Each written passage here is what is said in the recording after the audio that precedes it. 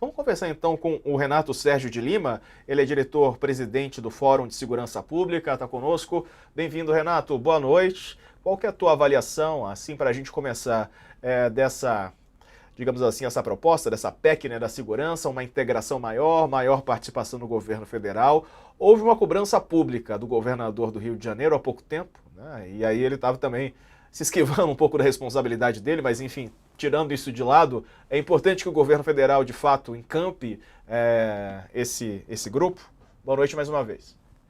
Boa noite, Diego. Boa noite, Thales. Eu acho que a gente precisa entender que segurança pública se tornou um problema tão relevante para o país que não é só um problema do governo estadual, do governo municipal ou do governo federal, é um problema nacional, um problema do Brasil.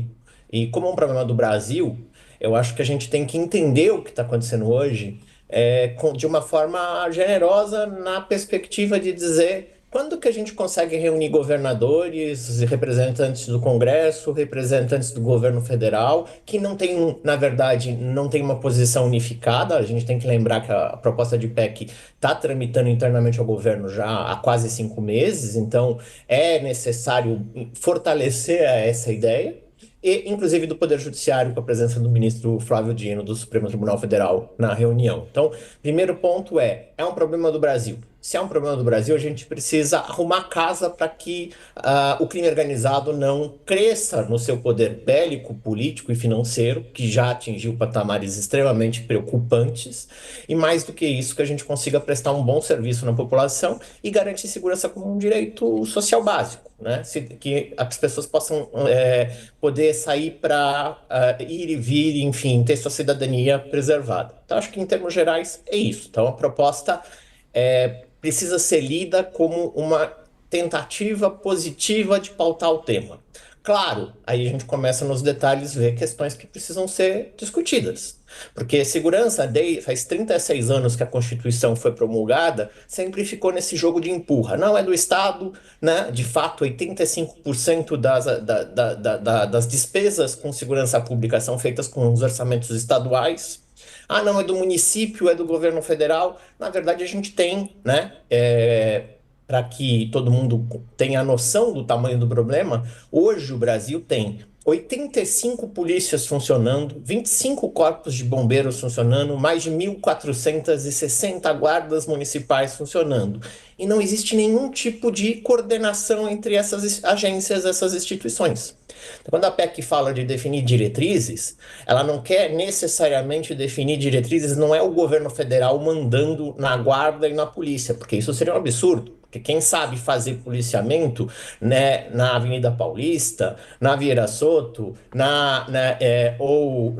em Belo Horizonte ou em Recife, é a polícia local, é a guarda municipal. Mas quando eu faço policiamento e me deparo com uma ocorrência, muitas vezes a ocorrência que é de um furto em Recife não é igual à ocorrência que eu registro de um furto no Rio de Janeiro. Então, o que a gente está chamando de furto? O que a gente está chamando de homicídio? O homicídio de Pernambuco inclui as mortes pela polícia. Os homicídios de São Paulo não incluem, são coisas diferentes.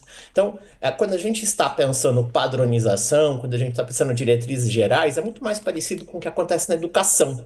É uma rede de políticas públicas, uma rede de Renato. instituições do que... Diego, você quer falar? Desculpa, eu interrompi o raciocínio. Pode concluir, eu faço pergunta depois. Não, então, só para concluir o raciocínio, a gente está falando de uma rede que, como eu disse, quase 1.600 agências. Na educação, eu tenho a educação superior, privada e pública. Muitas vezes, eu tenho educação fundamental, ensino médio, rede privada, rede pública, rede municipal, rede estadual. Então, quando a gente, em vez do SUS da segurança, que é uma comparação também legítima, eu vejo muito mais a PEC como uma proposta de organizar a rede, tal como na educação. Eu tenho diretrizes comuns, conteúdos mínimos, mas cada estado tem liberdade de pensar e fazer a educação, diretrizes para suas escolas de acordo com as suas prioridades. Renato, eu gostaria de saber, assim, objetivamente, para um sujeito leigo que está ouvindo falar dessa reunião do presidente com governadores, para discutir e tal. O que há de novo nessa proposta do governo? O que há de bom e o que há de ruim? Tá? Eu acho que a gente pode separar assim. De grande inovação, tem a novidade de ampliação do poder da Polícia Rodoviária Federal. A Polícia Rodoviária Federal, pelo próprio nome, cuida das rodovias federais. E a proposta está dizendo que elas não vai só cuidar de rodovias, mas também vai cuidar de hidrovias e ferrovias. A nossa Constituição diz que tem que existir uma Polícia Ferroviária Federal, que nunca foi criada. E a gente, boa parte da produção agrícola, o agro brasileiro, é escoado por trem, né? Não só por caminhão. Então, boa parte do minério brasileiro é escoado por trem. Então, você aumentar a atribuição da Polícia Rodoviária Federal de certa forma, a ideia de criar uma polícia ostensiva federal que consiga, que já é o papel da PRF, ela já é ostensiva, ela não tem o poder de investigação, para poder fazer o patrulhamento das ferrovias, das rodovias e das hidrovias. Então, a polícia pode, por exemplo, ter um papel muito mais ativo na Amazônia, que basicamente é feito por rios, do que. Então, essa é uma novidade importante. A Polícia Federal já pode, por exemplo, investigar crimes que envolvam facções, mas a PEC deixa ainda mais claro isso, inclusive para situações como, né, que hoje nós estamos tendo o julgamento dos assassinos confessos de Marielle Franco e do Anderson, de dizer que em situações que envolvam facções, milícias, a PF pode entrar na investigação sem necessidade de deslocar a competência e mudar a investigação da Justiça Estadual para a Justiça Federal. Essas são duas inovações importantes que, de fato, vão colocar para o governo federal o desafio de ampliar os efetivos das duas polícias. Hoje, juntas, elas têm cerca de 25 mil pessoas, entre homens e mulheres, como efetivos, e isso é insuficiente. Elas fazem existem as previsões de mais ou menos 40 mil, 45 mil pessoas necessárias. Essa é a novidade. O que não é novidade, mas é necessário que se coloca, são os mecanismos de coordenação que a gente estava dizendo. Então, eu não preciso falar de um sistema de tecnologia único, porque isso não existe. Se a gente quiser fazer um grande Big Brother, a gente nunca vai conseguir, porque cada estado tem suas particularidades, mas eu consigo ter uma forma de integrar os cadastros criminais para que o criminoso não tenha 27 RGs possíveis, que eu consiga ver os mandados de prisão de todos os estados, que eu consiga ter estatísticas básicas para fazer planejamento. E não precisa ser estatística do que aconteceu ontem, porque quem tem que ter esse dado é a polícia local, mas é planejamento para saber aonde eu vou investir.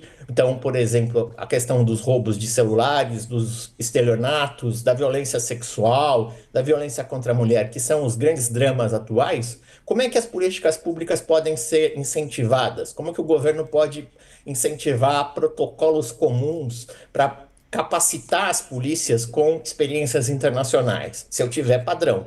Então, a novidade é essa. Qual é a grande visão negativa que a gente pode dizer? Primeiro, o enorme fogo inimigo e amigo em torno da PEC. Fica muito claro que ela não é consenso, que ela, até mesmo dentro do governo, há segmentos que não gostariam de mexer num vespeiro que é sempre a segurança, que todo mundo fala o problema do outro, né?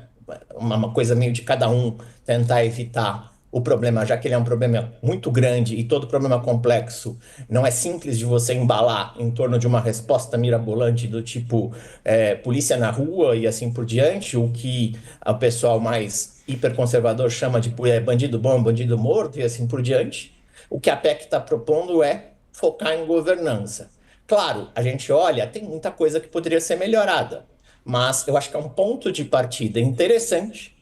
Não é a melhor, não é a saída milagrosa, mas, de novo, eu queria insistir que entre o saldo negativo e positivo, a gente está fazendo essa discussão hoje, é positivo e mais do que nunca, mostra como os problemas precisam ser trazidos para o debate público. Porque a gente estava agora nas eleições percebendo, falando do papel das guardas, falando de segurança, mas ninguém sabe ao certo o que fazer. Fica empurrando com a barriga. Então, acho que agora chegou a uma instância que, por exemplo, o TAPEC propõe uma inovação, que é o Conselho da Federação, onde União, estados e municípios vão ter que definir o que cabe a cada um e qual é o nível de detalhamento. Claro, Isso ainda depende muito de debate, precisa de convencimento. Tem a reunião hoje, como o Diego estava mostrando, tem muita resistência, vários governadores se colocando contra. Para eles queriam dizer que tem coisas mais rápidas a serem feitas, e tem mesmo, mas se a gente fizesse a coisa mais rápida, nós não estaríamos aqui discutindo a importância de se discutir segurança de uma forma como um problema nacional e não apenas umas disputas políticas ou ideológicas.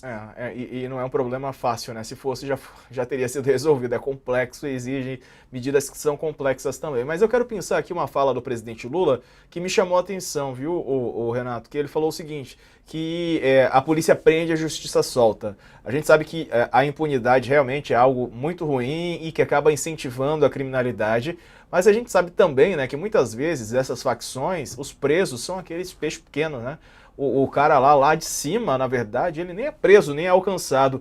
O presidente Lula não está utilizando de um discurso assim que a gente vê comumente, né? Um discurso raso da direita, né? Que é aquele encarceramento, vamos colocar todo mundo na prisão e tudo mais. É claro que as pessoas têm que pagar pelos seus crimes, né? Mas como é que você vê isso? Estava até discutindo aqui, conversando com o nosso colega aqui do UOL, Valmir Salaro, pegando a avaliação dele, quero te ouvir também. É difícil a gente falar qualquer coisa depois do Valmir, né? Pela experiência que ele tem todos esses anos na cobertura policial do Brasil. Então, sempre o Valmir é uma referência. É até interessante, com certeza, ouvir a opinião dele. Mas uma das coisas mais importantes que a gente precisa entender nisso, sim, o presidente Lula ele é um político muito hábil e ele percebe que a população quer ouvir isso, que é a redução de impunidade. E ele tem razão.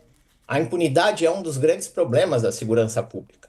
A impunidade, a gente não pode ter medo de dizer que criminoso precisa ser responsabilizado adequadamente. Porque quando fala que a polícia prende e a justiça solta, é dizer que a justiça está sendo leniente e muitas vezes está fazendo um papel que não deveria. O contrário.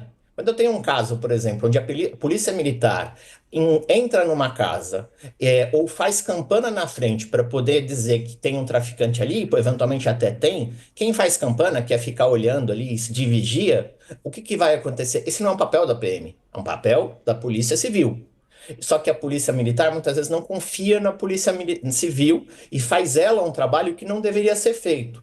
Quando a gente está falando aqui de protocolos comuns, a gente poderia pensar, por exemplo, em como melhorar essa integração, essa articulação, como que a gente melhora a atividade de polícia com a investigação criminal, para que a prisão pudesse ser feita da forma adequada, como diz a lei. Aí não teria justiça soltando. Não quer dizer que a justiça não fale, não quer dizer que a justiça seja célere, muito pelo contrário, é extremamente demorada, morosa, mas, por outro lado, a gente precisa entender que quais as razões da impunidade. Então, baixa investigação criminal. Investigações onde a gente prioriza o trabalho do flagrante, e esse flagrante muitas vezes acontece de forma irregular, quando a gente não investe nas polícias civis, em polícias civis que estão sucateadas, com baixos efetivos. A gente muitas vezes não estabelece mecanismos de controle, de corregedoria, para eventualmente prevenir a corrupção, porque a gente também tem que levar que são milhares de pessoas e que entre elas sempre vai ter aquele que vai querer se aproveitar do seu poder. Então, quando a gente vê isso, politicamente é fácil de dizer, não, o problema está no judiciário. Não, o problema está na forma como a gente trabalha. E aí, por isso, a PEC é tão importante.